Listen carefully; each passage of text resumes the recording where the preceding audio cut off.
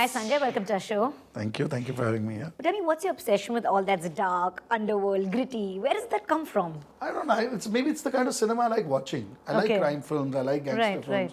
I get bored of love stories, and I get bored of social dramas. You know, that's everyday life. But you as a filmmaker, when you deal with such tough subjects and you want to portray exactly things the way it happened, you know, creatively there are limitations because you can't use certain names, you got to change certain things. Somewhere do you feel stifled at that point? Of course I do.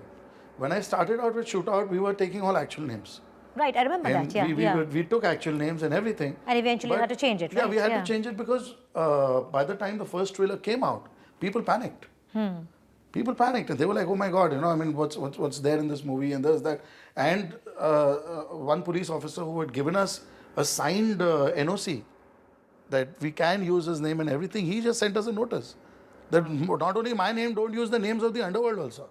I said, you talk about yourself. Who the hell are you to tell me whose name to take and not to take? Right. Tell us about your film Alibag. Is that stalled or are you still working on it? Alibag was stalled for a couple of years, for two and a half years.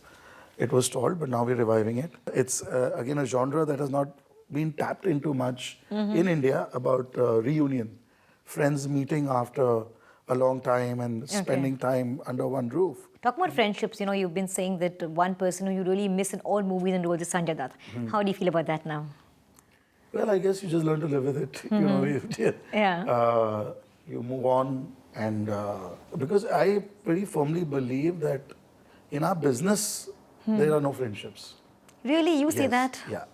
It is that way because what happens is that I'm not talking about Sanju. Sanju and me had a different bond altogether, which was for very many years. Yeah. But what happens is that most friendships in this business are they take place through the course of a film. But you know, your friendship with Sanju, your fallout and your patch up was almost out of a Bollywood film. Yeah. I mean, that's thanks to the media. It was always blown out of come on, really, it proportion. was quite like very dramatic in nature, right? Yeah, no, nothing of that sort. Yeah, we can just kind of drifted apart and neither he nor me ever spoke about it. But yes, at that time when it's happening, I've sat at home for 3 years without work.